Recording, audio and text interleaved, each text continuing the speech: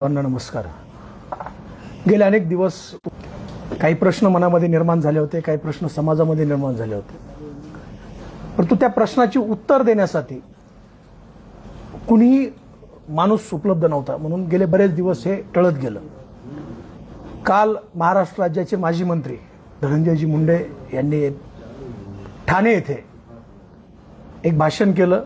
ही त्यांची दुसरी वेळ आहे बहुधा की वैर माझ्यासोबत होतं तर माझी जात का बदनाम केली, माझा जिल्हा का बदनाम केला, माझा समाज का बदनाम केला आणि माझी माती का बदनाम केली। आपल्या माध्यमातून धनंजय मुंडे साहेबांना मला काही प्रश्न विचारायचे आहेत, त्या प्रश्नाची उत्तरं ते देतील। ही जी जात, माती आणि जिल्हा या तीन गोष्टींना घेऊन तुम्ही चालताय, जात, माती आणि जिल्हा बदनाम केल्याचं तुम्ही वारंवार सांगताय। धनंजयजी मुंडे साहेब, माझे तुम्हाला काही प्रश्न आहेत। ही जी जात बदनाम झाली म्हणताय, माझ्या जातीला बदनाम केलं असं म्हणताय, त्या जातीबद्दलचे काही प्रश्न मी तुम्हाला विचारणार आहे।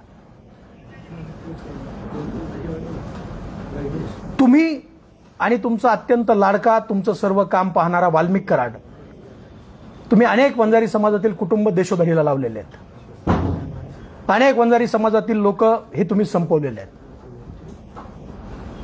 त्यातलं सगळ्यात पहिलं प्रकरण हे स्वर्गीय महादेव भाऊ मुंडे यांचं परळीतलं प्रकरण आहे। स्वर्गीय महादेवजी मुंडे यांची 22 महिन्यापूर्वी परळीमध्ये हत्या झाली। इतकी निर्घृणपणे हत्या झाली, आपण सगळ्यांनी ते फोटो पाहिलेत, आपण सगळ्यांनी ती परिस्थिती पाहिली आहे। गेले 22 महिने आमची बहीण ज्ञानेश्वरीताई मुंडे, त्यांचे भाऊ सतीशजी फड आणि त्यांची लहान लहान लेकरं वडिलांना न्याय मिळावा म्हणून दारोदार फिरत आहेत। पोलिसांमध्ये गेल्यानंतर गेल्या 22 महिन्यामध्ये 9 तपास अधिकारी त्याच्यामध्ये बदलले आहेत। अजूनही त्या प्रकरणामध्ये ज्ञानेश्वरीताई मुंडेचा साधा जॉब सुद्धा पोलिसांनी घेतलेला नाहीये। म्हणजे ज्याच्या घरचा करता पुरुष गेलाय त्यांचा जॉब सुद्धा पोलीस घ्यायला तयार नाहीत।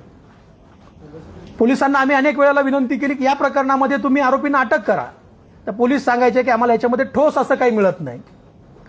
वाल्मिक कराड सोबत 24 तास असलेले बाळा बांगर कॅमेऱ्यासमोर आले आणि त्यांनी वाल्मिक कराड, श्री कराड आणि सिरियल किलर गोत्या गीते यांनी महादेवभाऊ मुंडेची त्यांच्या समोर हत्या केल्याचं मीडियाला सांगितलं। त्याच्यानंतर जे फोटो आले त्या फोटोमध्ये महादेवभाऊच्या गळ्यावरती एक जखम आहे आणि त्या जखमेचा एक पार्ट तिथून गायब झाल्याचं आपल्याला स्पष्टपणे दिसतंय। आमच्या वाटेला आल्यानंतर आम्ही लोकांचे काय हाल करतो हे दाखवण्यासाठी वाल्मिक कराड हा तो मासाचा तुकडा खिशामध्ये घेऊन फिरत होता।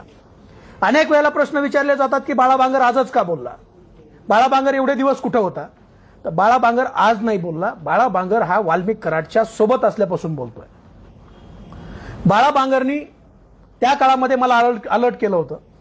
मला जीवे मारण्याची सुपारी वाल्मिक कराडने दिली होती। ज्या व्यक्तीला सुपारी दिली त्याच्यावरती आता त्यांनी एक मोक्याची केस केली, तो बाहेर आहे। जेव्हा वेळ येईल त्या व्यक्तीला मी समोर आणीन की शिवराज बांगरचा मर्डर केला नाही म्हणून त्या लोकांवरती सुद्धा मोक्याची कारवाई केलेली आहे। आणि ही गोष्ट मला बाळा बांगरने सांगितली होती। अगदी आमच्या व्यवसायापर्यंत तिथे सुद्धा त्यांचे लोक पाठवायचे आणि खोट्या केसेस करायचं असं वाल्मिक कराडनी ठरवलं होतं। मग महादेवभाऊ मुंडेची हत्या झाल्यानंतर गेल्या 22 महिन्यामध्ये तुम्हाला 400 मीटरवर असलेलं महादेव मुंडेचं घर का दिसत नाही? महादेव मुंडे वंजारी समाजाचे नाहीत, ते जातीचे नाहीत। आणि मग महादेव मुंडेची हत्या झालेली असताना हे कुटुंब अनेक वेळेला तुमच्याकडे आलंय, अनेक वेळेला तुम्हाला विनंती केली आहे की साहेब या प्रकरणामध्ये आम्हाला न्याय द्या। तुम्ही साधी भेट घेण्याचं सौजन्य दाखवत नाहीत आणि माझी जात बदनाम झाली। महादेव मुंडेची हत्या करणारे सुद्धा तुमच्या बगलेत बसणारे आणि तुमच्या शेजारी बसणारे वाल्मिक कराडचा मुलगा गोट्या गीते ही लोक आहेत असं बाळा बांगर यांनी सांगितलं। दुसरी घटना, आम्ही ज्या ज्या वेळेला महादेव मुंडेंचा विषय काढतो त्या वेळेला आम्हाला प्रत्येक वेळेला विचारलं जातं की बापू आंधळेंचं काय झालं? बापू आंधळेबद्दल तुम्ही बोलणार नाहीत का? बापू आंधळे तुमच्या जातीचा नाही का? होय, बापू आंधळे सुद्धा माझ्याच जातीचा। बापू आंधळेची हत्या झाली। बापू आंधळेची हत्या होण्याच्या अगोदर ज्यावेळेला महादेव मुंडेंची हत्या झाली, ही गोष्ट नोटीस करा की महादेव मुंडेच्या हत्येमध्ये सुद्धा बबन भाऊ गीतेचं आणि राजाभाऊ फड यांचं नाव घेण्यासाठी त्या कुटुंबावरती पोलिसांनी आणि तिथल्या स्थानिक नेत्यांनी दबाव दिला होता। आपण पीआय सानप यांचे कॉल रेकॉर्ड तपासले पाहिजेत। पीआय सानप यांना याच्यामध्ये त्यांची सुद्धा चौकशी झाली पाहिजे की हा नेमका खून कुणी केलाय, याच्यामध्ये आरोपी कोण आहेत. गेले 22 महिने परळीमध्ये आरोपी सापडत नाहीत. परळी म्हणजे काय बिहार आहे की पाकिस्तान आहे.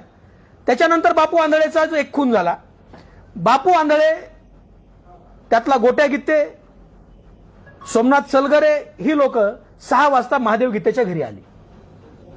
महादेव गीतेच्या घरी आल्यानंतर त्या ठिकाणी महादेव गीतेला त्यांनी सांगितलं की तुला वाल्मिक अण्णांनी बंगल्यावर बोलवलं, तू आमच्यासोबत बंगल्यावर चल. कारण बबन भाऊ गीतेने राष्ट्रवादीत प्रवेश केल्यानंतर बबन भाऊच्या जवळची सगळी पोरं ही वाल्मिक कराडांनी फोडली होती. ज्या दिवशी महादेव मुंडेंची हत्या झाली त्याच्या 3 दिवस अगोदर एकाच वेळेला अनेक बबन भाऊच्या कार्यकर्त्यावरती हल्ले झाले. त्याच्यामध्ये सहदेव सातबाई असेल, स्वप्नील पुजारी असेल, त्याच्यानंतर निहरकर असेल, त्याच्यानंतर साळुंके असेल, या लोकांचे हातपाय ह्या गोट्या गीते आणि ह्या गँगनी मोडलेले आहेत. पोलिसांनी साधी एनसी सुद्धा घेतली नाही. त्याच्यानंतर कोर्टात जावं लागलं आणि कोर्टात गेल्यानंतर गोट्या गीते आणि त्याच्या गँगवरती 307च्या केसेस कोर्टाच्या माध्यमातून केल्या. हे जे अभय आहे, हे परळीमध्ये अभय कोण या गुन्हेगारांना देत होतं हा सुद्धा विचार आहे. याच्यातला सहदेव सातबाई सुद्धा वंजारीच आहे, याच्यामधला नेहरकर सुद्धा वंजारी आहे. अरे नाथरा गावामध्ये राहणारा प्रकाश मुंडे हा तुमच्या विरोधामध्ये ग्रामपंचायतचा सदस्य होतो, तुम्ही त्याच्यावरती खोट्या केसेस करता, त्याला उचलून नेता, त्याला मारहाण करता. नाथऱ्याचा प्रकाश मुंडे सुद्धा तुमच्या तावडीतून सुटला नाही, त्यावेळेला जात बदनाम होत नाही. मग ही लोक महादेव गीतेच्या घरी आली, त्यांनी सांगितलं की तुला अण्णासाहेबांनी बोलवलंय आणि तू चल. महादेव गीतेने सांगितलं मी येणार नाही, मी बबन भाऊशी एकनिष्ठ आहे. त्याच्यानंतर पुन्हा 8:20 ही सगळी लोक महादेव गीतेच्या घरी आली. महादेव गीतेच्या घरी आल्यानंतर बापू आंधळे हा महादेव गीतेच्या जवळ गेला. महादेव गीतेला त्यांनी एक फटका मारला आणि त्याच्यानंतर या लोकांनी फायरिंग केली. या फायरिंगमध्ये महादेव गीतेला 2 गोळ्या लागल्या, ज्या पोटातून आरपार होऊन गेल्यात. महादेव मुंडे अनेक महिने हॉस्पिटलमध्ये उपचार घेत होता आणि त्याच वेळेला गोट्या गीतेने सांगितलं की अण्णांनी सांगितलेलं काम करा, आणि असं म्हणताच बापू गीतेला पाठीमागून गोळ्या घातल्या. एक वंजारी समाजातला सरपंच, एक गरीब घरचं लेकरू, त्याचे आई वडील, त्याची बायको आजही कधी मीडिया समोर आले नाहीत. या केसमध्ये गोट्या गीते नावाचा चोर, म्हैस चोर, सायकल चोर, मोबाईल चोर, देवाचे मुकुट चोर हा गर्दुल्ला या घटनेमध्ये आरोपी आहे. त्यांनी बापू आंधळेला गोळ्या घातल्या. बापू आंधळेचा त्या ठिकाणी खून झाला आणि बबन भाऊ गीते तिथे नसताना सुद्धा बबन भाऊचं नाव त्याच्यामध्ये गोवण्यात आलं. ज्या महादेव गीतेला गोळ्या घातल्यात त्या महादेव गीतेला सुद्धा त्याच्यामध्ये गोवण्यात आलं. हे बबन भाऊ गीते, महादेव गीते, मुकुंद गीते ही लोक वंजारी समाजाची नाहीत. म्हणजे बबन गीते हा तुम्हाला फक्त तुमच्या निवडणुकीला उमेदवार होऊ शकतो या भीतीपोटी बबन गीतेला कुठल्या ना कुठल्या गुन्ह्यामध्ये गोवायचं आणि कुठल्या ना कुठल्या गुन्ह्यामध्ये त्याला ट्रॅप करायचं. म्हणून जे परळीमध्ये त्या काळात खून प्रकरणं झालेत त्या खून प्रकरणामध्ये बबन गीतेचं आणि राजाभाऊ फडचं नाव घेण्याचा प्रयत्न झाला. हा जो गोट्या गीते नावाचा जो सिरियल किलर आहे, हा गोट्या गीते रात्री अपरात्री बबन भाऊच्या घरी जायचा. त्याचे व्हिडिओ आहेत, मी तुम्हाला व्हिडिओही देतो. रात्री अपरात्री बबन भाऊच्या घरी जायचा. बबन भाऊच्या दारामध्ये दारूचे ग्लास, हडकाचे तुकडे, राम नाम सत्य है, बबन भाऊला शिवीगाळ, बाजारामध्ये उभा राहायचं, बाजारातून फोन करायचा आणि त्याचा व्हिडिओ करायचा आणि बबन भाऊला आई बहिणीवर शिवीगाळ करायची. का तर बबन भाऊनी फक्त गोट्याला एक झापड मारावी किंवा काहीतरी करावं, त्याच्यानंतर गोट्याचा खून करायचा आणि त्या खुनामध्ये बबन गीतेनं गुंतवायचं. या प्रकारची प्लॅनिंग होती. एवढं छळलं बबन गीतेला, तरीही बबन गीतेंनी संयम ठेवला. मला कुठल्याही लोकांना वाईट बोलायचं नाही, मी संविधानिक पद्धतीने यांच्या विरोधामध्ये लढणार आहे. आणि त्या बापू आंधळेची हत्या या वाल्मिक कराडनी, या गोट्या गीतेनी, सोमनाथ सलगरे, राजा फड या लोकांनी बापू आंधळेची हत्या केली. मग बापू आंधळेची जर हत्या झालेली असेल तर त्या हत्येमध्ये फिर्यादी बापू आंधळेचा घरचा पाहिजे ना. बापू आंधळेची आई पाहिजे, वडील पाहिजे, बायको पाहिजे. हा भुरटा चोर गोट्या गीते त्याच्यामध्ये फिर्यादी केलाय आणि त्याला फिर्यादी करून बबन भाऊ गीतेला त्याच्यामध्ये गोवलं. बरं, जी गोळीबार महादेव गीतेवर झाला त्याच्यामध्ये अंबेजोगाईमध्ये महादेव गीते हे उपचार घेत होते आणि उपचार घेत असताना त्या ठिकाणी ससाने नावाचा एक पोलीस अधिकारी जॉब घ्यायला जायचा आणि ज्या वेळेला महादेव गीते म्हणायचे की माझ्यावर हल्ला करण्यासाठी या लोकांना वाल्मिक बाबूराव कराड यांनी पाठवलंय, तसाच अधिकारी उठायचा निघून जायचा. कमीत कमी 50 वेळा महादेव गीतेनी हा हल्ला वाल्मिक बाबूराव कराड यांनी घडून आणलेला आहे आणि बापू आंधळेला सुद्धा गोट्या गीतेनीच गोळ्या घातल्यात अशा प्रकारचं स्टेटमेंट दिलेलं आहे. तरीही पोलिसांनी रेकॉर्डवरती वाल्मिक अण्णा असा उल्लेख केला. एक पाठीमागे एक एफआयआर झाला होता परळी पोलीस स्टेशनला.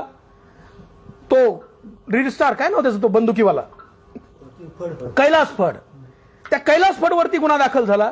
त्यांनी भर इलेक्शनमध्ये आमच्या पक्षाचे उमेदवार राजेसाहेब देशमुख आणि आमच्या पक्षाचे नेते महादेवराव जाधव या लोकांना कॅमेऱ्यासमोर मारहाण केली. पण कॅमेऱ्यासमोर मारहाण करून सुद्धा या लोकांवरती गुन्हा झाला नाही. ही घटना पुढे आली. स्वर्गीय संतोष अण्णांची गुन्हे दाखल व्हायला सुरुवात झाली आणि मग पोलिसांनी गुन्हा दाखल केला. कैलास फड आणि कैलास फडचा मुलगा. परळी पोलीस कुठं राहतात? कैलास फडच्या मुलाचं नाव माहित नाही. या पद्धतीची पोलिसिंग धनंजय मुंडे आणि त्यांचे जे बगलबच्चे आहेत हे परळीमध्ये करून घेतात. महादेव जो बापू आंधळे आहे, बापू आंधळेला सुद्धा न्याय मिळाला पाहिजे. आम्ही आदरणीय जरांगे पाटलांची भेट घेतली. जरांगे पाटलांना सांगितलं की परळीमध्ये जेवढे काही खून झालेत त्या खुनामध्ये एसआयटी नेमा आणि बापू आंधळेच्या खुनाची फेर चौकशी करा. जर बबन भाऊ गीतेने खून केला असेल तर बीडच्या छत्रपती शिवाजी महाराजांच्या चौकामध्ये त्यांना फाशी द्या.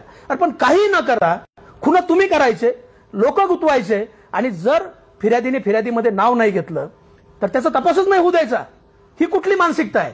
यावेळेला समाज बदनाम होत नाही, यावेळेला जात बदनाम होत नाही. त्याच्या अलीकडे आलं थोडंसं तर शिवराज बांगर तुमच्या समोर बसलेला. 2021 पासून या वाल्मिक कराड आणि धनंजय मुंडेंनी मला छळलेला. माझ्या 70 वर्षाच्या आईवरती गुन्हे दाखल केल्यात, माझ्या वडिलावरती गुन्हे दाखल केलेत, माझ्यावरती गुन्हे दाखल केलेत. 2024ला मी आत्महत्या करायला मजबूर झालो. म्हणजे मी ही सुसाईड नोट लिहिली होती. सुसाईड नोट लिहिताना मी याच्यामध्ये हाही उल्लेख केलेला आहे की मी ह्या प्रकार समाजातल्या प्रतिष्ठित लोकांच्या कानावर घातलाय. त्यामध्ये आदरणीय नामदेव शास्त्री महाराज सुद्धा आहेत. त्यांना सुद्धा सांगितलंय की धनंजय मुंडे आम्हाला छळतोय आणि या छळाला तुम्ही त्याला सांगा. परंतु शास्त्री महाराजांनी त्यावेळेस मला सांगितलं की तू राजकारण सोड आणि व्यवसायाकडे लक्ष दे. या ताकदीच्या पुढे तू टिकणार नाही. माझ्याकडून वाल्मिक कराडनी माझ्या जवळच्या माणसाचे मी मध्यस्थी असताना काही पैसे घेतले होते. त्याच्या रेकॉर्डिंग आहेत, त्याच्या चॅटिंग आहेत, त्या सगळ्या मी तुम्हाला देणार आहे. म्हणजे या लोकांनी वंजारी समाजातला कुठलाच माणूस हा स्वतःच्या पायावर उभा राहणार नाही किंवा स्वतःच्या ताकदीवरती उभा राहणार नाही अशा पद्धतीची व्यवस्था ही त्या काळामध्ये केलेली आहे.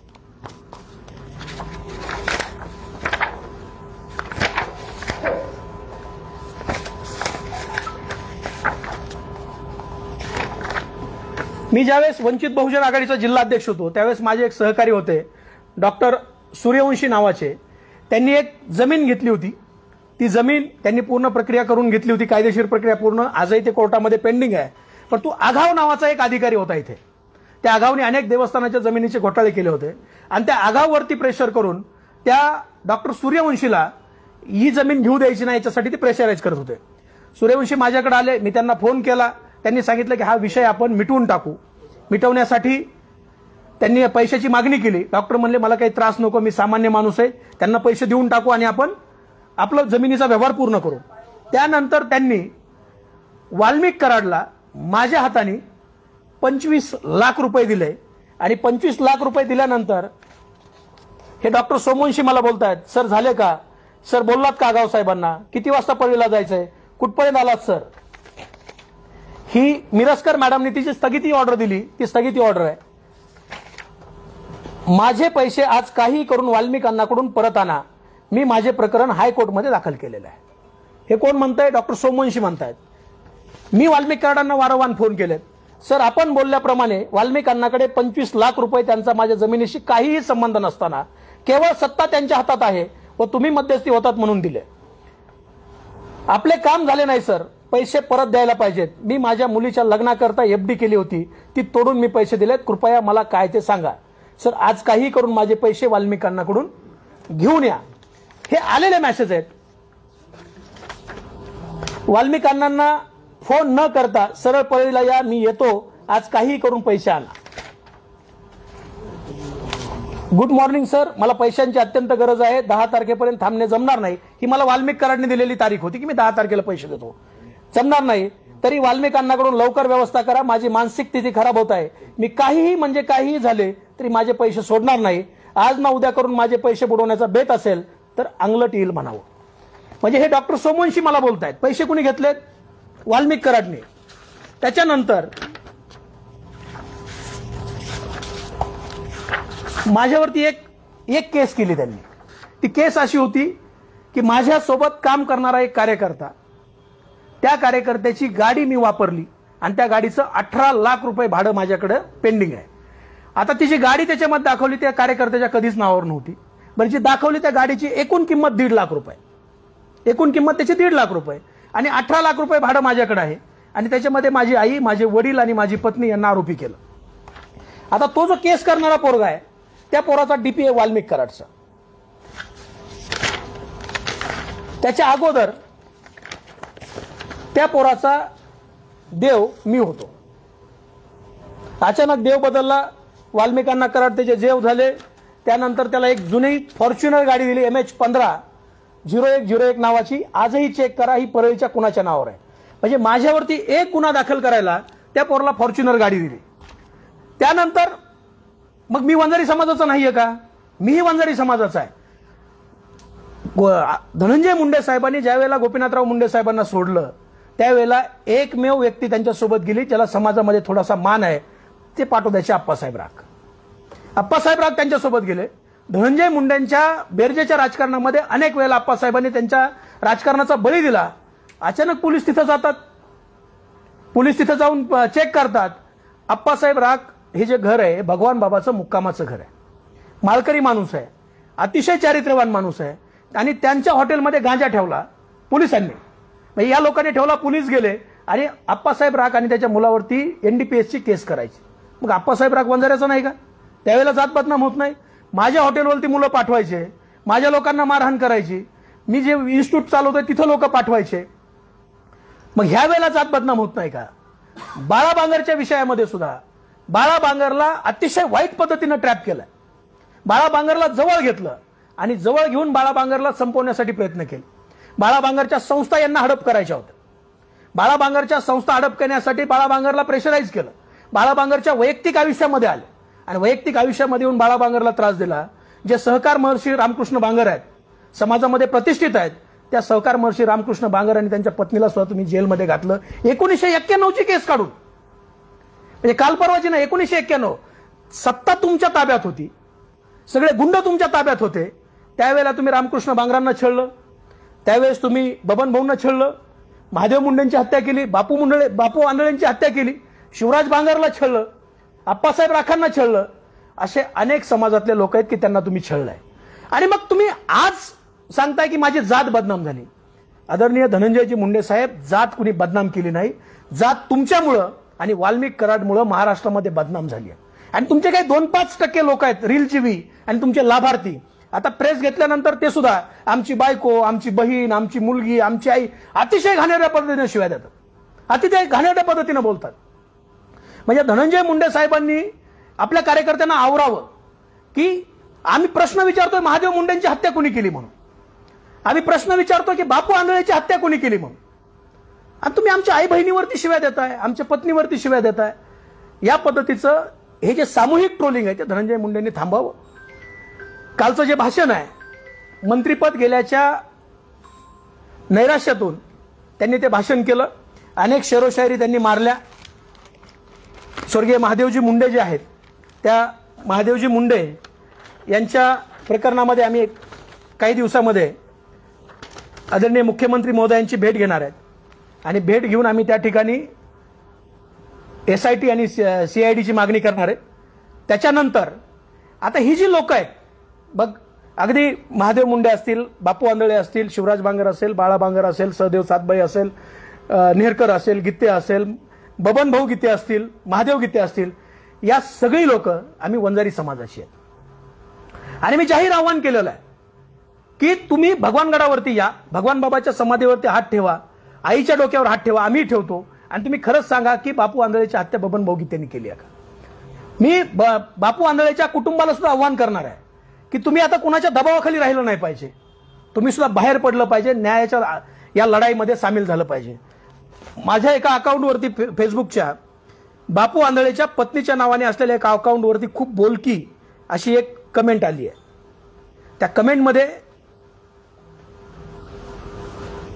त्याच्यामध्ये दीपाली बापूराव आंधळे नावाचं अकाउंट आहे. आता हे खरं खोटं आहे ते आपल्याला तपासावं लागेल, पण त्याच्यामध्ये ती आमची भगिनी म्हणते योग्य वेळ आल्यास सर्व गोष्टी समोर येतील.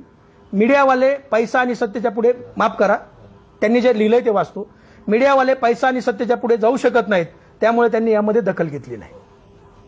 ही बापू आंधळेच्या पत्नीच्या नावाने असलेल्या इंस्टाग्राम अकाउंटवरून माझ्या व्हिडिओवरती मी जेव्हा बापू आंधळेला न्याय मागणी केली त्यावरती त्यांनी दिलेली ही प्रतिक्रिया आहे.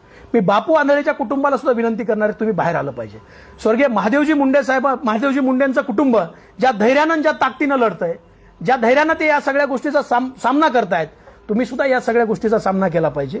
धनंजयजी मुंडे साहेब, जात ही तुमच्यामुळं बदनाम झाली आहे, तुमच्यामुळं, वाल्मिक कराडमुळं, आणि तुमचे काही 5% लाभार्थी आहेत ना, या लाभार्थ्यामुळे अखंड महाराष्ट्रामध्ये, देशामध्ये माझा वंजारी समाज हा आरोपीच्या पिंजऱ्यात उभा आहे.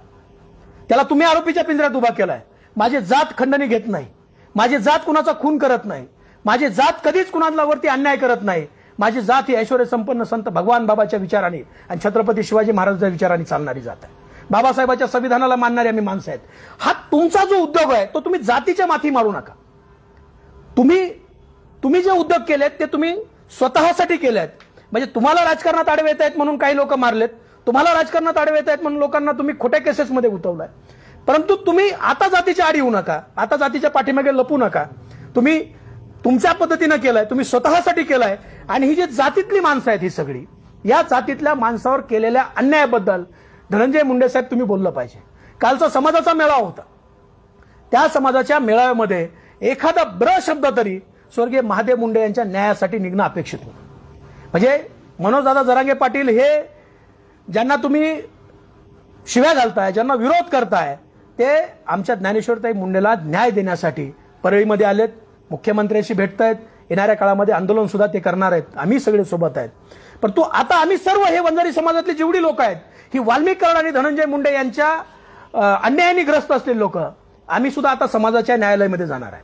येणाऱ्या काळामध्ये ज्या वेळेला आम्ही मुंबईवरून परत येऊ त्यावेळेला आम्ही सर्वजण भगवानगडावर जाऊन न्यायाचार्य नामदेव शास्त्री महाराज यांच्याकडे जाणार आहेत आणि त्यांना सुद्धा आम्ही या अन्यायाच्या विरोधामध्ये, आम्हाला अन्यायाच्या विरोधात न्याय द्या, आमचा न्याय करा, अशी आम्ही मागणी त्यांच्याकडे सुद्धा करणार आहोत. की शेवटी ते धर्मपीठ आहे आणि बहुतांश समाज हा त्या धर्मपीठाला मानतो. नामदेव शास्त्री महाराजांना आम्ही सुद्धा फार मानतो. त्यांनी ज्या पद्धतीनं भूमिका घेतली की धनंजय मुंडे हे भगवानगडाचे आहेत आणि आम्ही त्याला गडाचं घोषित केलंय, आमचं त्याच्याबद्दल अजिबात दुमत नाही. धनंजय मुंडेंना भगवानगडाने आपलं घोषित केलं तर आमचं दुमत नाही. परंतु हे जे काही गोर गरीब पीडित वंजारी समाज आहे, त्या समाजाला सुद्धा तुम्ही आपलं म्हणलं पाहिजे. त्यांच्यावर जो अन्याय झालाय तो अन्याय सुद्धा तुम्ही निवाळला पाहिजे. पण त्याच्या अगोदर 5 वर्ष पंकजाताई पालकमंत्री होत्या. पंकजाताई पालकमंत्री असताना एक तरी असा अन्यायग्रस्त माझ्या समोर आणून दाखवा. ताईबद्दल तक्रार असू शकते की ताईने मला काम केलं नाही माझं, किंवा ताईने माझ्या कामाकडे दुर्लक्ष केलं, परंतु एखाद्याचं कुटुंब उद्ध्वस्त केलंय अशी एकही व्यक्ती पंकजाताईच्या 5 वर्षाच्या काळात मिळणार नाही. परंतु वाल्मिक कराड आणि धनंजय मुंडे यांच्या काळामध्ये हजारो कुटुंब उद्ध्वस्त झाले. त्याच्यामध्ये ते युनिव्हर्सल पद्धतीनं केलंय. म्हणजे त्यांनी कुणाला सोडलं नाही, कोणत्याच जातीला सोडलं नाही. परंतु आज तुमच्यावरती वेळ आल्यावर 200 दिवस तुम्ही गप असता आणि माझ्या जातीला बदनाम केलं, माझ्या जातीला. मग आम्ही कोणत्या जातीचे आहेत? आम्ही त्याच जातीचे आहेत की गेले 4 वर्ष आम्ही तुमचा अन्याय अत्याचार सहन करतो. अरे एकातून जामीन झाली की दुसरा. म्हणजे वाल्मिक कराडकडून खंडणी घेतली असा गुन्हा माझ्यावरती आणि परळीत जाऊन खंडणी आणली.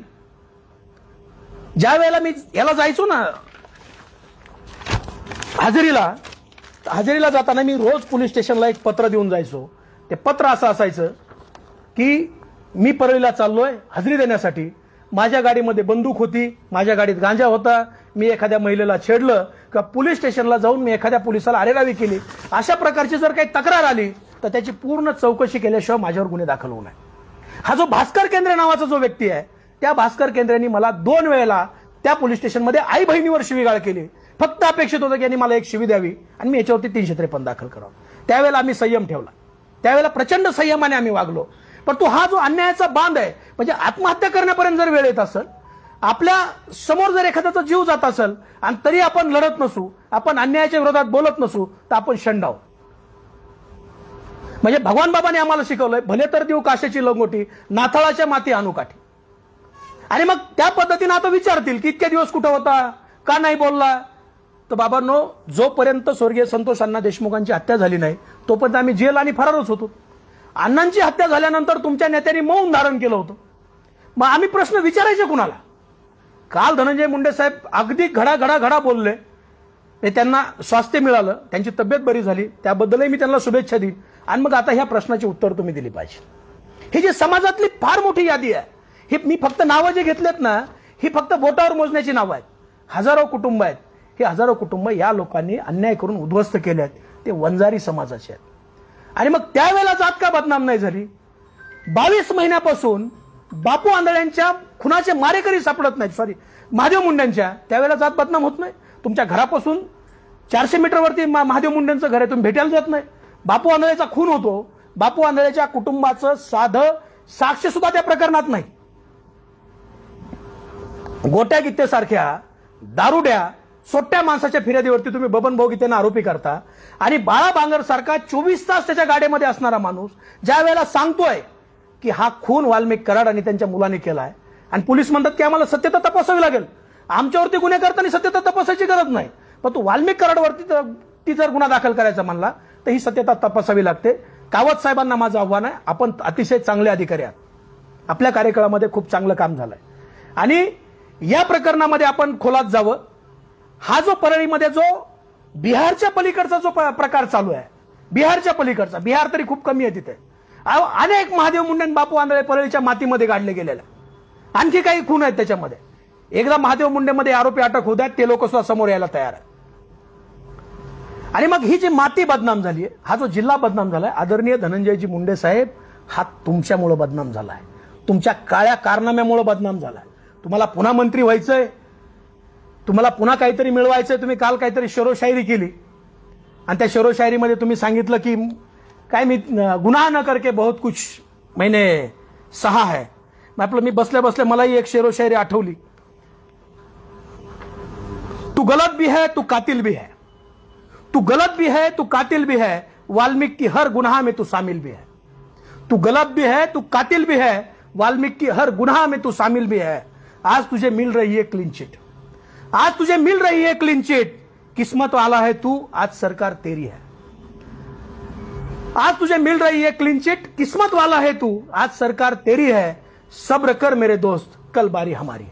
धन्यवाद. ज्या पद्धतीने बापू आंधळे असतील, महादेव गीते असतील, यांची हत्या झाली, महादेव मुंडे असतील यांची हत्या झाली, त्या पद्धतीने तुमची देखील हत्या होणार होती, तुम्ही असं भाकीत वर्तवलेलं आहे. काय प्रकार होता, कोण तुमची हत्या करणार होतं? वाल्मिक कराडनी बीडमधल्या अनेकांना माझी हत्या करण्यासाठी, माझे हातपाय तोडण्यासाठी सुपाऱ्या दिल्या होत्या. त्याच्यामध्ये सनी आठवले जे आहेत, त्या सनी आठवलेंना त्यांनी बोलवून घेऊन सांगितलं की शिवराज बांगरचा गेम करायचा. सनी म्हणला आम्ही एका ताटात जेवलोय, मी काही गुन्हेगार नाही आणि मी शिवराज बांगरला मारू शकत नाही, तो व्यक्ती माझ्या संबंधातला आहे. आणि त्याच रागापोटी सनी आठवले आणि त्यांच्या भावावरती मोकोक्याची कारवाई केली. सनी आठवले ज्या वेळेला बाहेर येतील त्यावेळेला ते पुराव्यानिशी तुमच्या समोर येतील की वाल्मिक कराडनी माझी हत्या करण्याची सुपारी दिली होती का नव्हती. त्याच्यानंतर गावाकडे माझं एक हॉटेल होतं, त्या हॉटेलवरती हल्ला केला. त्यातले सगळे आरोपी मी फोटो देतो, हे वाल्मिक कराडच्या फोटोतले आहेत. माझ्या कुकला मारलं, माझं कुटुंब हॉटेल चालवायचं, मी चालवायचं नाही, त्या कुकला मारलं. 40-42 टाके, एकही आरोपी त्याच्यामध्ये पोलिसांनी अटक केला, एक आरोपी अटक केला, बाकी कुणालाही अटक केलं. माझं जे इन्स्टिट्यूट आहे त्या इन्स्टिट्यूटमध्ये बाहेरच्या महिला आणायच्या, अनेक पोलिसांनी येऊन रिकी केली तिथे. आता इन्स्टिट्यूट माझं ब्युटी आणि वेलनेसचं इन्स्टिट्यूट होतं, आम्ही तिथं मुलांना लोकांना शिकवायचं काम करायचो. सगळ्या दरवाजे बिना दरवाजे असलेलं इन्स्टिट्यूट तुम्ही सगळ्यांनी पाहिलंय. अनेक पोलिसांनी येऊन रिकी केली, इथं काही करता येईल का, इथं काही बघता येईल का. मी त्या अधिकाऱ्यांची नावं सुद्धा देईल जे माझ्या सुद्धा जवळचे आहेत. अनेक लोकांनी येऊन रिकी केली आणि मग शेवटी यांचं असं ठरलं की बाहेरच्या मुली आणायच्या, त्या सर्व्हिससाठी किंवा शिकण्यासाठी आतमध्ये पाठवायच्या, पोलिसांची रेड घडून आणायची आणि या मुलीकडून शिवराज बांगर आणि त्याची पत्नी हे वेश्या व्यवसाय करून घेत होते, अशी केस माझ्या कुटुंबावर करायची. हे मला जेव्हा बाळा बांगर यांनी सांगितलं, मी त्याच वेळेला ते इन्स्टिट्यूट विकून टाकण्याचा निर्णय घेतला. म्हणजे व्यवसायातून बाहेर पडलो. म्हणजे यांनी लोकांना उद्ध्वस्त केलेला, यांनी कुणालाही सोडलेलं नाही. आणि जात हा तर विशेष त्यांच्याकडनं. पहिल्यांदा ते संतोष अण्णाच्या विषयात पडले, मराठा समाजाच्या नादी लागले आणि हे सगळं बाहेर आलं. संतोष अण्णांची हत्या झाली, आभाळा एवढं दुःख आहे, पण तो संतोष अण्णांची हत्या झाली नसती आणि हे लोक जर जेलमध्ये गेले नसते तर रांग लावून यांनी लोक मारले असते. या संदर्भात मुख्यमंत्र्यांची भेटी घेणार आहात तुम्ही आणि हा जो पाडा आहे तो देखील मांडणार आहात, पण या अगोदर तुम्ही अशी दाद मागण्यासाठी कुठपर्यंत गेलेला होता, अशी काही तक्रार वगैरे? मी त्याच्यामध्ये हे बघा, हे गृहमंत्री साहेबांना दिलेली माझी तक्रार आहे. गृहमंत्री साहेबांना मी पोलीस आयुक्ताकडे गेलो होतो, मी सगळ्याकडे गेलो होतो. ज्यावेळेला 2024ला माझ्यावरती गुन्हे दाखल झाले आणि मग मी हरलो या सगळ्या गोष्टीतून. माझे वडील अत्यंत सामान्य ऊसतोड कामगार आहेत. बिचारे 2-2 महिने माझं 8 किलोमीटर गाव आहे, बीडला सुद्धा येत नाहीत. त्या वडिलावरती गुन्हा दाखल झाला आणि मी हरलो की आपल्यावर होतोय तोपर्यंत आपण लढूयात, पण तू जर वडिलावर आणि आईवर आलं तर लढणं शक्य नाही. मग मी असा विचार केला की आता संपलं पाहिजे आणि मी एक 6 पानाची सुसाईड नोट लिहिली. त्याच्यामध्ये मी तो उल्लेख केलेला आहे की मी शास्त्री महाराजांकडे सुद्धा गेलो होतो. वारंवार त्यांना सांगितलं की हे आमच्यावरती अन्याय करतायत. माझे आजोबा हे मरेपर्यंत गडाचे सेवेकरी होते, माझ्या आईचे वडील, आम्ही गडाचे सेवेकरी आहोत. आणि मग त्यांना सुद्धा दाद मागितली होती. समाजाच्या न्यायालयात सुद्धा गेलो होतो. अनेक समाजातले जी लोक आहेत त्या प्रत्येकाकडे गेलो होतो. प्रत्येकजण आपापल्या पद्धतीने त्यांना बोललाय, परंतु त्यांनी सांगितलं तो माझा वैयक्तिक विषय. आता काय वैयक्तिक विषय आहे तर त्यांनी भगवान बाबाच्या समाधीवर हात ठेवून सांगावं की हा माझं याचं नुकसान केलेलं आहे. कुठलंच नुकसान नाही, फक्त भगवान बाबाच्या पायथ्याला 2020ला ऊसतोड कामगाराचा मेळावा घेतला. मी त्यावेळेस वंचित बहुजन आघाडीचा जिल्हा अध्यक्ष होतो, ऊसतोड कामगार संघटनेचा अध्यक्ष होतो. बाळासाहेबांना आणलं आणि तिथून पुढे हे लोक हातपाय धुवून माझ्या पाठीमागे लागले. एकच भावना आहे की वंजारी समाजातल्या कुठल्याही माणसानं स्वतःचं वेगळं अस्तित्व निर्माण करायचं नाही. आणि मग अनेकाकडे गेलो पण न्याय मिळाला नाही. शेवटी आम्हाला नियतीच्या न्यायालयात न्याय मिळाला. हा जो न्याय मिळाला ना आज, तो नियतीच्या न्यायालयातला न्याय. आज जर वाल्मिक कराड बाहेर असते तर शिवराज बांगर तुम्हाला इथं दिसला नसता. एक तर मी मकोकामध्ये जेलमध्ये असतो किंवा माझी हत्या झाली असते. वाल्मिक कराडचं असं तुमचं काय वैर होतं की जे तुमचा खून करण्याची सुपारी देण्यापर्यंत जातो? वाल्मिक कराडचं माझं वैर काहीच नव्हतं. मी तेच विचारतो की नेमकं वैर काय. पण तुम्हाला एमपीडी ऍक्ट खाली मला जेलमध्ये डांबलं 7 महिने 13 दिवस, एक रास्ता रोको आणि एक अशी केस आहे की त्या केसमध्ये ह्या व्यक्तीला मी कधी पाहिलं सुद्धा नाही, हे त्याचं ॲफिडेव्हिट आहे. त्यांनी सांगितलं होतं की शिवराज बांगरची माझी ओळखही नाही, मी त्याला कधी भेटलो नाही, परंतु मला पोलीस स्टेशनला नेलं आणि मला सही करायला लावली. मला धनंजय मुंडेच्या जवळच्या वाल्मिक कराडचा फोन आला होता की तू सही करून ये, आणि मी सही करून आलो. त्याच्यानंतर त्यांनी ॲफिडेव्हिट दिलं कोर्टामध्ये की आम्ही ओळखत नाही. ह्या 2 गुन्ह्यावरती त्यांनी मला एमपीडीए लावला. एमपीडीए लावून 7 महिने त्यांनी जेलमध्ये सोडलं. मी आजही धनंजय मुंडे साहेबाला जाहीर आव्हान आहे, वाल्मिक कोण आहे? वाल्मिकची काय अवकात आहे? वाल्मिक हा गुन्हेगार आहे. म्हणजे असले 100 वाल्मिक या रस्त्यावरती फिरतात, पण त्याच्या पाठीमागे जी शक्ती आहे ना, ताकद, ती धनंजय मुंडे साहेबाची. तेव्हा धनंजय मुंडे साहेबाला असा हात झटकून चालणार नाही. हे जे काही झालंय, जे काही केलंय, हे तुमच्यासाठी आणि तुमच्या ताकदीवर केलेलं आहे. नाही तर धनंजय मुंडे साहेब जर वाल्मिकच्या पाठीशी नसतील, कोण कलेक्टर त्याचं ऐकणार आहे? कोण एसपी त्याचं ऐकणार आहे? कोण अधिकारी त्याचं ऐकणार आहे? आम्हाला कॉन्स्टेबल गसुऱ्याला धरून नेतो आणि एसपी त्याला जेवायला वाढतो. ही जी ताकद आहे धनंजय मुंडे साहेब तुमची आहे.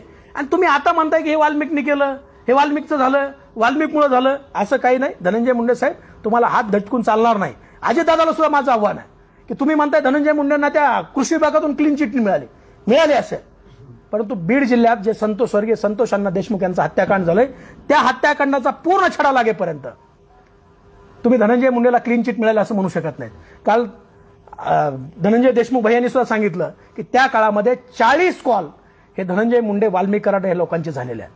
आज तुमची सरकार आहे, सरकार तुमचं आहे म्हणून तुम्ही बाहेर आहेत.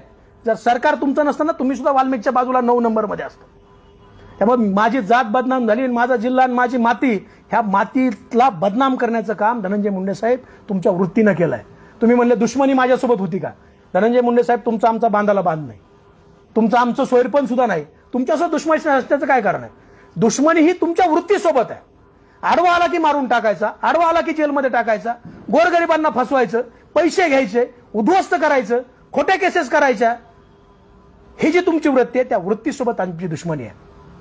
आणि माझी हात जोडून मीडियाला सुद्धा विनंती आहे की ही धनंजय मुंडे साहेब आणि वाल्मिक कराड ही एक वृत्ती आहे. त्या वृत्तीमुळे हे सगळं झालंय. माझ्या जातीने काही केलेलं नाही. 5-10% लोक आहेत त्यात, परंतु 90% माझा समाज हा वेगवेगळ्या क्षेत्रामध्ये आज टॉपवरती गेलेला आहे.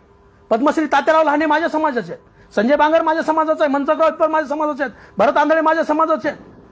अनेक नावं, अशी हजारो नावं घेता येतील. ही वेगवेगळ्या क्षेत्रामध्ये आपला ठसा उमटवत आहेत. ही माझ्या समाजाची लोक आहेत. आणि त्या लोकांना मागे सोडून वाल्मिक कराड सारख्या गुन्हेगाराला पुढे करून माझा समाज बदनाम करायचं थांबवा. माझा समाज हा अतिशय चांगला आहे, अतिशय चांगल्या पद्धतीनं काम करणार आहे, शब्दाला जागणारा माझा समाज आहे, कष्टाळू समाज आहे. त्यामुळं माझा समाज कधी बदनाम नाही, तो होणारही नाही. तुम्ही झालात, तुमचे चेले चपाटे झालेत, आणि त्याचं सगळं जे गठुड आहे ते समाजाच्या खांद्यावरती तुम्ही टाकू नये. आणि जर टाकायचं असेल तर या समाजाची परिषद भगवानगडावर भरावी. ज्या लोकांना तुम्ही उद्ध्वस्त केलं मी त्यांना घेऊन येतो, आणि ह्या सगळ्यांची उत्तरं तुम्ही भगवानगडावरती द्यावं की हे मी का केलंय, कशासाठी केलंय आणि ही जातीतली लोक नाही आहेत का? बापू आंधळेंचा खून नेमका कोणी केलाय आणि त्याच्या मागे तुम्ही आता नाव सांगितलं, त्याच्यामुळे काही मागणी करणार नाही? बापू आंधळेचा जो खून आहे, महादेव मुंडेचं स्टेटमेंट आहे, त्याच्यामध्ये त्यांनी स्पष्ट असं सांगितलंय की बापू आंधळेचा खून हा गोट्या गीते, सोमनाथ सलगरे, राजा फड या लोकांनी केलेला आहे आणि हे स्टेटमेंटमध्ये आहे त्याच्या. तरीही पोलिसांनी त्याच्यामध्ये काही कारवाई केली नाही. बापू आंधळे हा अत्यंत गरीब कुटुंबातला वंजारी समाजाचा पोरगा आहे, नातेगोते लहान आहेत आणि कुठल्या ना कुठल्या बबन गीतेंना गुतवायचं होतं म्हणून बापू आंधळे त्या महादेव गीतेच्या दारात नेऊन मारून टाकलाय. आमची मागणी आहे की त्याच्यामध्ये एसआयटी लावून त्याची फेर चौकशी झाली पाहिजे. एसआयटी मध्ये पंकज कुमावत साहेबासारखा अधिकारी आणि संतोषजी साबळे साहेबासारखे अधिकारी आम्ही त्या ठिकाणी मागितलेले आहेत. मुख्यमंत्री साहेबांकडे सुद्धा आम्ही तीच मागणी करणार आहेत की पंकज कुमावत साहेबाला इथे बोलवा, कारण त्याशिवाय हे सगळं धुवून निघणार नाही.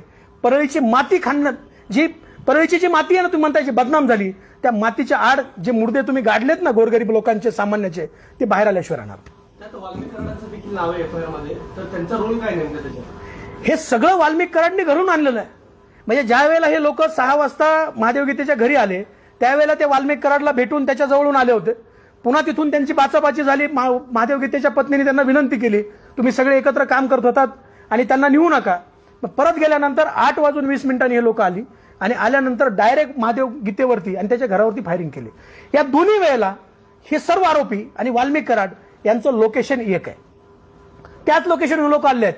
तर हे सीडीआर जे आहेत, ड्रम डाटा जो आहे तो सुद्धा तपासला पाहिजे की यातला गोट्या गीते, राजा फड, सोमनाथ सलगिरे ही जी लोक आहेत ही त्या वेळेमध्ये नेमकी कुठं होती आणि कुठून कुठे आले. पोलिसांनी जी कथा रचली आहे त्या कथेमध्ये आणि घटनेमध्ये जमीन आसमानचा फरक आहे. आमचा परळी पोलिसावरती अजिबात भरोसा नाही, कारण परळी पोलिसांनी एवढं छळलंय की त्या छळाची परिसीमात झाली आहे. त्यामुळे परळी पोलीस नको आहे आम्हाला. आयपीएस पंकज कुमावत साहेबांची त्या ठिकाणी एसआयटी पाहिजे, संतोष साबळे साहेबांसारखा अधिकारी पाहिजे आणि होऊ द्या ना दूध का दूध पाणी का पाणी. करा मुंडे साहेब, तुम्ही सुद्धा मागणी करा की महादेव मुंडे हा माझ्या जातीचा आहे, त्याची हत्या झाली, 22 महिने झाला आरोपी सापडत नाहीत. तुम्ही करा एसआयटीची मागणी. सभागृहामध्ये एखादं निवेदन करायला पाहिजे तुम्ही. बापू आंधळेचं कुटुंब का पुढे येत नाही? बापू आंधळेच्या कुटुंबाचं का स्टेटमेंट घेतलं जात नाही? म्हणजे माणसं मारायची आणि तुमचेच माणसं फिर्यादी करायची आणि जी लोक आडवी येत आहेत ती लोक जेलमध्ये घालायची. हा जो त्या ठिकाणचा जो प्रकार आहे, ही जी नीती आहे ती नीती आता कुठेतरी थांबली पाहिजे. कारण गोरगरिबाचे लेकरं जेलमध्ये, तुमचे जे लोक आहेत ते बाहेर. त्या स्वप्नील पुजारीला आणि सहदेव सातभाईला हातपाय तुटूस तो मारलो, हातपाय तुटलेत आणि डॉक्टर सांगतात नाही खर्चटलंय, आणि मुंबईचे डॉक्टर सांगतात त्याचे पाय तुटलाय, हात तुटलाय. म्हणजे एवढं निर्दयीपणे त्या लोकांना मारलंय आणि पोलीस साधी एनसी सुद्धा घेत नाहीत. कोर्टात जावं लागतं आणि कोर्टाच्या आदेशाने या लोकांवरती गुन्हे दाखल होतात. मग हा जो गोट्या गीते आहे ना, त्या गोट्या गीतेला संरक्षण कुणाचं? मला खरं म्हणजे भीती आहे आता की ह्या जेवढ्या काही हत्या परळी शहरामध्ये झाल्यात त्या हत्येमध्ये गोट्या गीते हा प्रमुख आरोपी आहे आणि तो कुणाच्या इशाऱ्यावर काम करत होता अख्ख्या परळीला आणि आपल्याला सगळ्याला माहिती आहे. आता गोट्या गीते फरार आहे. या लोकांनी गोट्या गीतेची हत्या करू नये, कारण गोट्या दफन पुरे राज दफन, कारण आता हे सगळं गळ्याशी येणार आहे, हे सगळं तुमच्या अंगावरती येणार आहे. त्यामुळे गोट्या गीतेला सुद्धा माझे बाबा कुठं बघत असतील मला, तर तुला सुद्धा माझी विनंती आहे, सरेंडर हो आणि जीव वाचव. सर, अगदी सुरुवाती काळाला तुम्ही आणि धनंजय मुंडे सहकारी म्हणून काम केले तुम्ही त्यांच्याकडे. मग या संघर्षाला नेमकी सुरुवात कशी झाली आणि आता तुम्ही इतक्या सगळ्या हत्याचा उल्लेख केला, या सगळ्या होत असताना किंवा ही सगळी परिस्थिती असताना आपल्याला वाटलं नाही त्यावेळेस की आपण याच्यामध्ये मध्यस्थी केली पाहिजे म्हणून? मी आणि धनंजय मुंडे कधीही सहकारी नव्हतो. आम्ही कधीही एका पक्षात काम केलं नाही. अनेक नेत्यासोबत राजकारणात काम करताना चांगले संबंध असतात, तसे माझेही धनंजय मुंडे साहेबांसोबत चांगले संबंध होते. ह्या हत्या घडत असताना आम्ही डोळ्यांनी पाहत होतो, परंतु कुटुंब बाहेर येत नव्हती. आमच्याही जीवाची भीती होती. आम्ही जेल बाहेर 4 वर्ष तेच केलं ना साहेब. म्हणजे 4 वर्षात मी तुम्हाला किती बाहेर दिसलो आणि किती फरार दिसलो तुम्हालाही माहिती आहे. मग त्या काळामध्ये बोलायची हिंमत बाळा बांगरने केली. बाळा बांगरने आमच्यासारखे अनेक लोक वाचवले आणि आम्ही त्यावेळेस बोलायचं होतं. ज्यावेळेस स्वर्गीय संतोष अण्णांची हत्या इतक्या निर्दयीपणे झाली, स्वर्गीय संतोष अण्णांच्या हत्येनंतर बोलायचं तर यांनी मौन धारण केलं. हे बोलायला तयार नाहीत. मग ह्या प्रश्नाची उत्तरं विचारायची कुणाला? मग काल परवापासून धनंजय मुंडे साहेब बोलायला लागलेत. त्यांना चांगलं बोलता यायला लागले. ते आजारातून बरे झालेत. भगवान बाबाचा नगदनारायण महाराजाचा त्यांना आशीर्वाद मिळाला आणि ते आता बरे झालेत. मग ह्या प्रश्नाची उत्तरं ते देतील या अपेक्षेने मी आज तुमच्या समोर आलो. मधल्या काळामध्ये सुद्धा जेव्हा आम्ही बोललो अत्यंत घाणेरड्या पद्धतीने आम्हाला ट्रोल केलं. त्यांची ट्रोल आर्मी आहे. कुणी उस्मानाबादचा आहे, कुणी लोह्याचा आहे, कुणी कंधारचा आहे, कुणी इथला आहे, कुणी आमच्या शेजारी बसून फेका काढून शिव्या देत आहे. परंतु यांची संख्या आता बोटावर मोजण्यासारखी झाली. आणि या लोकांनी सुपारी घेतली. म्हणजे जे लोक म्हणतात ना आम्ही महादेव मुंडेंना न्याय मागताना बापू आंधळेचं काय, बापू आंधळे सुद्धा तुमचंच आहे, आमचाच आहे तो, आणि तुम्हीच केलेला आणि तो बाहेर काढणार आहे. कसं असणार आहे, कसं न्याय देणार आंधळी खून प्रकरणामध्ये त्यांच्या कुटुंबियांना न्याय कसा मिळणार आहे, काय आंदोलन केलं जाणार आहे? आंधळे कुटुंबाला न्याय देताना आम्ही त्याच्यामध्ये सर्वप्रथम SITची मागणी केलेली. मुख्यमंत्र्यांना भेटून सुद्धा आम्ही SITची मागणी करणार. आदरणीय जितेंद्र आव्हाड साहेब, आदरणीय सुप्रियाताई सुळे, सुरेश अण्णा धस यांनी सातत्याने हे विषय उचललेले आहेत आणि याच्यामध्ये SITची मागणी करून या खुनाची फेर चौकशी झाली पाहिजे. एकदा फेर चौकशी झाली, एकदा यांचे लोकेशन चेक झाले, परळी पोलीस सोडता, परळी पोलिसाकडून नको आहे. कारण परळी पोलिसाला जर याची चौकशी दिली तर परळी पोलीस मला आणि बाळा बांगरला सुद्धा त्या खुनात आरोपी करतील पुन्हा. तेव्हा हे राहिले होते 2, हे घ्या आणला मी. त्याच्यामुळे परळी पोलीस सोडता IPS दर्जाचा अधिकारी, तेही पंकज कुमावतच असावेत अशी आमची मागणी आहे. संतोष साबळे साहेबासारखा अधिकारी असावा आणि PI रवी सानप साहेब जे आहेत ते, ससाने साहेब यांची सुद्धा चौकशी झाली पाहिजे. यांना कुणाकुणाचे फोन आलेत. कारण बापू आंधळेचा FIR हा अंबेजोगाईच्या रेस्ट हाऊसमध्ये 4 वकिलांनी बसून, वाल्मिक कराडनी बसून बनवलेला आहे. कुणाचं नाव घालायचं, कसं बसवायचं, काय करायचं, आणि मग त्या पद्धतीने बबनभाऊ गीतेला, महादेव गीतेंना, मुकुंद गीतेला, नेरकरला, आमच्या ह्या सगळ्या लोकांना त्याच्यामध्ये गुंतवलं. फेर चौकशी झाली त्रयस्थ अधिकाऱ्यामार्फत तर याच्यामध्ये 100% त्या कुटुंबाला न्याय मिळणार आहे. मी कुटुंबाला आव्हान केलं की तुम्ही सुद्धा आता बाहेर या. माणूस गेलाय, आपला करता पुरुष गेल्यानंतर घरामध्ये काही शिल्लक राहत नाही. मग असं काय मेलो काय जगलो काय, तर लढता लढता मेलो तर निदान लोक म्हणतील तरी लढले तरी. CCTV काही महादेव गीते यांच्या घरचे आहेत आणि त्या संदर्भात काही टाइम लोकेशन आहे ज्यामध्ये यांना आरोपी केलं गेलं होतं बबन गीतेंना, तर त्या संदर्भातले काही पुरावे वगैरे सादर केले? नाही, ते न्यायालयीन प्रक्रियेचा भाग आहे. तो न्यायालयीन प्रक्रियेचा भाग आहे, त्याच्यामुळे तो न्यायालयामध्ये आम्ही देणार आहे. जे काही त्यांनी त्या अधिकाऱ्यांना हाताशी धरून केलंय, काय केलंय, हा भाग न्यायालयीन प्रक्रियेचा, त्यामुळे त्याच्यावरती बोलता येणार नाही. पण तो गोट्या गीतेला ज्या पद्धतीनं त्यांच्या अंगावरती घातलं होतं, CCTV आहे का तिथला महादेव गीतेंच्याकडे? निश्चितपणे त्या परिसरातले CCTV आहेत आणि ते आम्ही न्यायालयामध्ये देऊ. पण तो ज्या पद्धतीने गोट्या गीतेला मरू घातला होता आणि महादेव मुंडेमध्ये सुद्धा बबनभाऊ गीतेंचा आणि राजाभाऊ फड, 6 महिन्यापूर्वी राजाभाऊ फड म्हणले होते की मला गुंतवण्याचा प्रयत्न झालाय. या पद्धतीचा जो हे जे प्रयत्न आहे तो अनेक वेळेला बबनभाऊच्या बाबतीत झाला होता. बापू आंधळे हा वंजारी समाजातला गरीब घरचा पोरगा होता. ही गोष्ट मी परत परत का सांगतो माहितीये, त्याला मारल्यानंतर कुणीही त्याचं फॉलोअप घ्यायला पाठीमागं शिल्लक नाही. वृद्ध आई वडील आणि पत्नी, भाऊ वगैरे नाही, भावकी फार लहान आहे. म्हणून त्या गरीबाचं लेकरू मारून टाकलं आणि त्या खुनामध्ये बबनभाऊ गीते आणि हे सगळे लोक त्या याच्यामध्ये गुंतवली. माझ्या घरचा खून जर झाला असेल तर त्याच्यामध्ये फिर्याद माझी पाहिजे, साक्षीदार तरी मी पाहिजे, मी घटना तरी सांगितली पाहिजे. बापू आंधळेचं कुटुंब या खून प्रक्रियेमध्ये कुठंही नाहीये. एवढं सगळं प्रकरण होत असताना पंकजाताईंची भूमिका कशी राहिली आणि त्यांनी अशा हे सगळे प्रकार होण्याच्या अनुषंगाने रोखण्यासाठी प्रयत्न केला का, आणि त्यांनी पुढे उच्च पातळीवरती नेमकं काय करायला पाहिजे? ही जी वाल्मिकची जी कार्यपद्धती आहे ना, ही वाल्मिकची कार्यपद्धती अत्यंत वाईट आणि अत्यंत त्रासदायक होती. पंकजाताईच्या सुद्धा अनेक कार्यकर्त्याला फार खालच्या पातळीवर जाऊन त्रास दिला. अहो, धनंजय मुंडे साहेबाच्या दिला, बाजीराव भैया धर्माधिकारी सारखा माणूस त्याच्यावरती गुन्हे दाखल केले. जोशी साहेबांना मारायचा प्रयत्न झाला.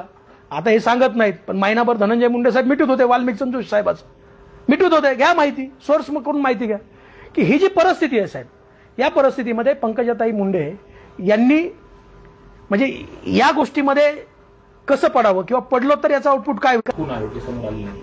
या संदर्भात ताईंनी कधी कुठे भूमिका मांडलेलं पाहायला मिळालं का, आणि कशा पद्धतीने त्यांनी मांडावी अशा? निश्चितपणे आमची ताईला विनंती आहे की ताई, ही जी लेकरं आहेत, तुम्ही एका आईच्या भूमिकेमध्ये, ही आम्ही सगळी लेकरं आहोत आणि आमच्यावरती जो अन्याय झालाय, किमान तुम्ही आता तरी आम्हाला न्याय द्यायची भूमिका घ्या आणि याच्यामध्ये निष्पक्षपातीपणे चौकशी झाली पाहिजे. निष्पक्षपातीपणे याच्यामध्ये जे काही कुणी गुन्हेगार आहेत, मग ते आम्ही असो, आम्हालाही सोडू नका.